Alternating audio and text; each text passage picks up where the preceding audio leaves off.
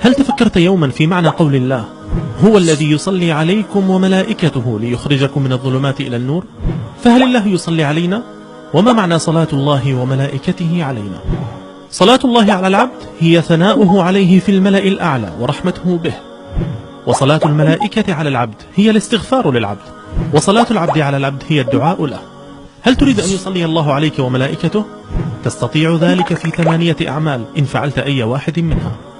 أولا، الصبر والاسترجاع عند المصيبة كفقد حبيب أو مرض أو خسارة مالية أو غيرها. قال الله عز وجل: وبشر الصابرين الذين إذا أصابتهم مصيبة قالوا إنا لله وإنا إليه راجعون أولئك عليهم صلوات من ربهم ورحمة وأولئك هم المهتدون. ثانيا، يصلي الله عز وجل وملائكته على معلم الناس الخير. قال النبي صلى الله عليه وسلم: إن الله وملائكته وأهل السماوات والأرض حتى النملة في جحرها وحتى الحوت ليصلون على معلم الناس الخير. والخير هنا هو الإسلام وتعاليمه، ومنها القرآن والسنة وما يتفرع عنهما من علوم.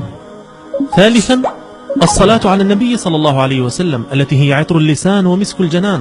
قال النبي صلى الله عليه وسلم: من صلى علي صلاة صلى الله عليه بها 10. رابعا، إن الله وملائكته يصلون على المتسحرين، أي الذين يأكلون في وقت السحر استعدادا للصيام، ولذا أوصاهم سيد المتسحرين صلى الله عليه وسلم بقوله: فلا تدعوه ولو أن يجرع أحدكم جرعة ماء. خامسا، عيادة المريض سواء كنت تعرفه أو لا تعرفه، تزوره تخفف عنه مصابه وتدعو له بالشفاء. قال النبي صلى الله عليه وسلم: ما من امرئ مسلم يعود مسلما إلا ابتعث الله 70,000 ملك يصلون عليه في أي ساعات النهار كان حتى يمسي، وأي ساعات الليل كان حتى يصبح. سادسا، الذين ينتظرون الصلاة في المسجد ويبادرون قبل الأذان ويجلسون بين الأذان والإقامة ينعمون بحلاوة انتظار الصلاة في سكينة وطمأنينة. قال النبي صلى الله عليه وسلم: الملائكة تصلي على أحدكم ما دام في مصلاه الذي صلى فيه ما لم يحدث فيه، تقول: اللهم اغفر له، اللهم ارحمه. سابعا، إن الله وملائكته يصلون على الصف الأول، وفي رواية الصفوف الأول، وبالطبع ليس من تقدم كمن تأخر، وليس من بكر كمن تباطأ.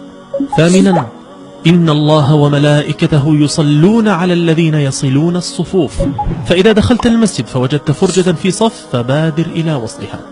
وتأمل معي كيف أن سادسا وسابعا وثامنا كلها عبادات متعلقة بصلاة الجماعة. جعلنا الله وإياكم ممن حظي بصلاة الله وملائكته عليه.